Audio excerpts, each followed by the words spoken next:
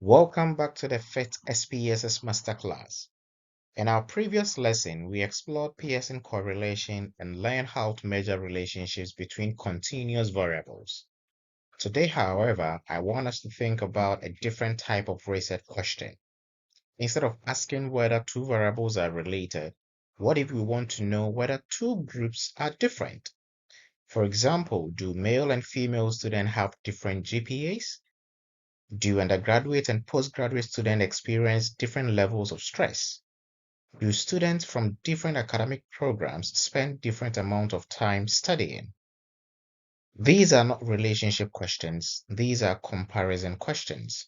And before we even open SPSS, we need to understand how researchers decide which statistical test to use. And that is what we are going to work through together in this lesson. Before we move forward, let us pause and appreciate how much we have already covered. We started by creating and understanding our data set. We learned how to define variables properly in variable view and enter data correctly in data view. We then moved into descriptive statistics, where we explored frequencies, averages, and variation.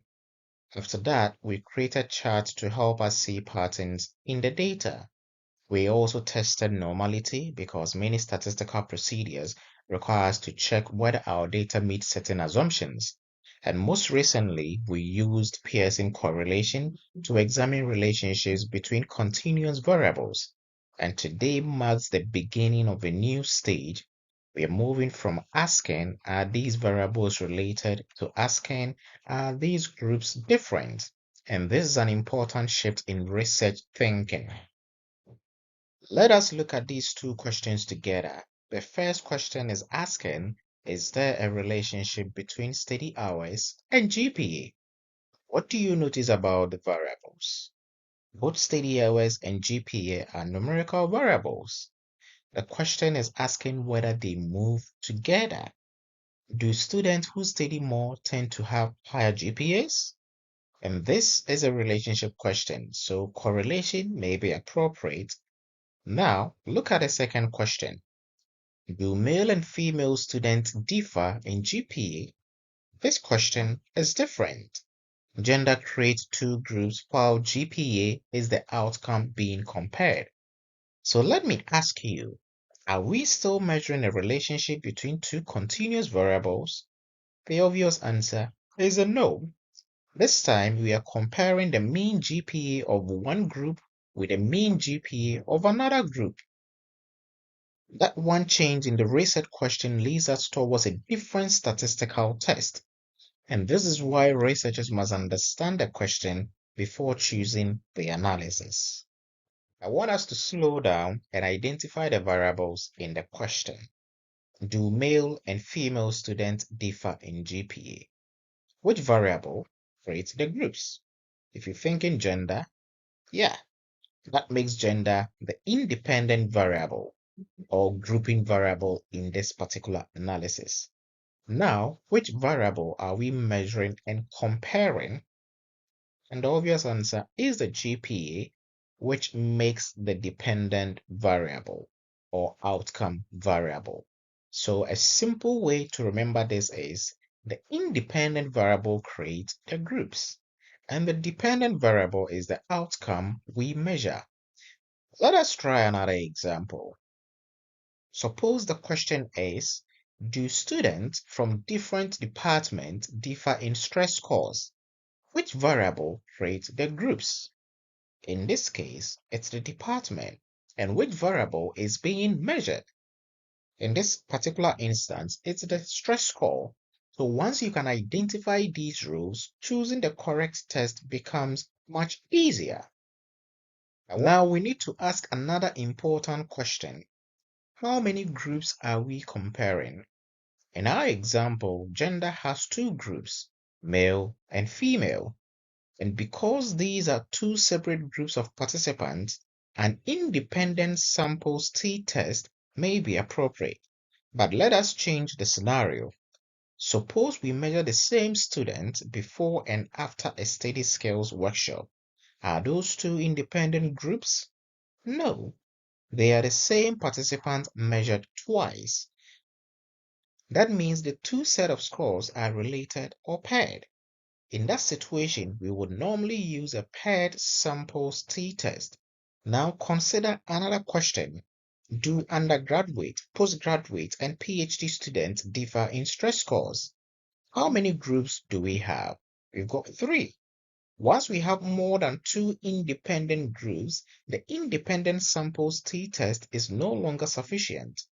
That is where one-way ANOVA becomes useful. So the number of groups is one of the key things we must identify before choosing a test.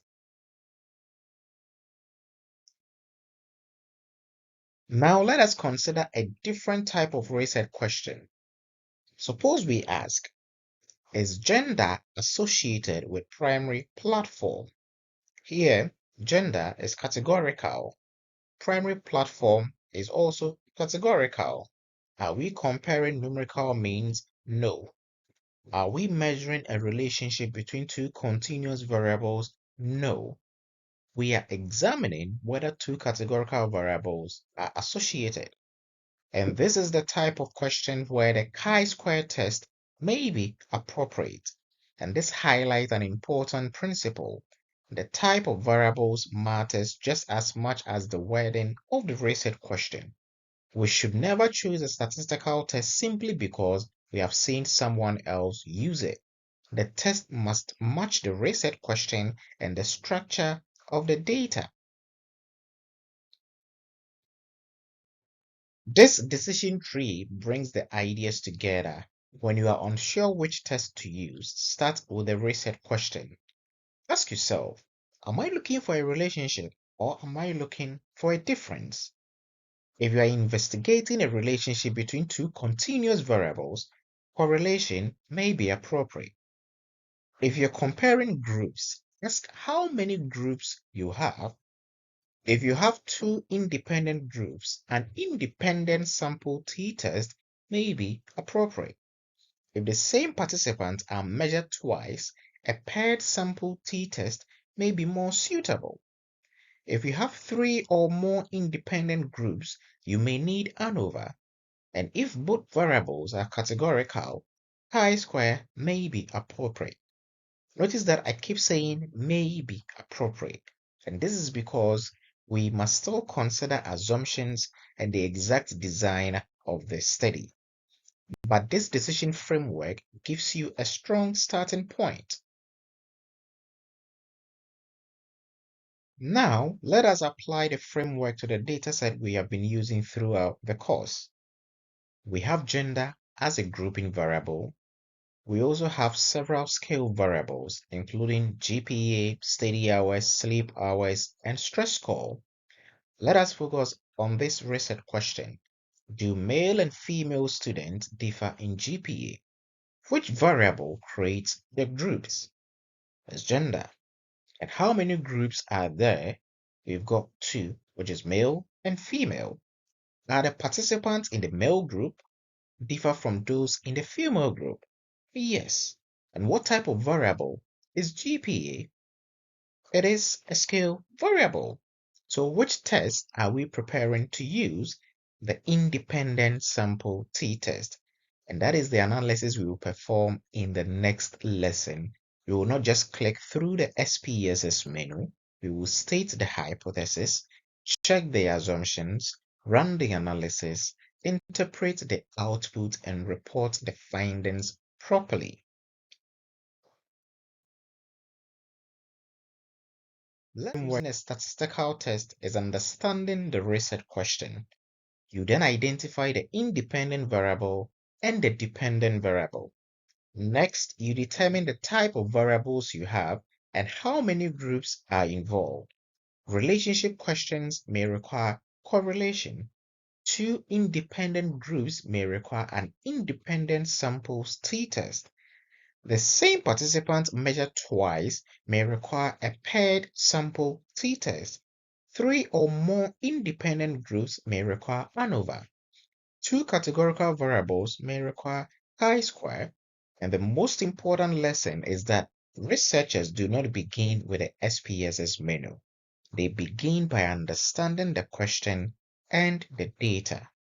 In the next lesson, we will apply this thinking by conducting an independent samples t-test in SPSS using our own dataset.